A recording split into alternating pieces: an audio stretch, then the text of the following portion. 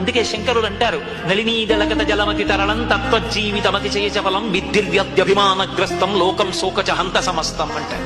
ఉన్న 3 రోజులు అక్కర్లేని అభిమానాలతో, అర్థం లేని పనులతో జీవితం వ్యర్థమైపోయింది. ఒక్కసారి వెళ్ళిపోయాడా ఇంకంతే. కాయము వీడి జీవుడతి అతి కంపిత చిత్తత నీకు చుండ ఓ నయనయంచు ఎచ్చు నిజ నందన నందినులైనగాని కందోయిని భస్మముల్ తొలుత దుఃఖమహంబుని సొచ్చు పత్నియున్ కాయము వీడి రారు కదా, చేసిన కర్మము పుణ్యము తప్ప శంకరా ఏమొస్తాయి? వచ్చేదేం ఉండదు. కొడుకు అక్కరవాడికి వస్తాడు, కింవానేన ధనేన వాజికరి విప్రాప్తేన రజ్జేన కింవా పుత్ర కళత్ర మిత్ర పశుభిర్దేహేన గేహేన కిం జ్ఞాతైత క్షణ భంగురం సపతితో చాజ్యం మనోదూరత స్వాత్మార్థం గురువాక్యతో భజ భజ శ్రీ పార్వతీ వల్లభం అంటారు శంకర భగవత్పాదులు.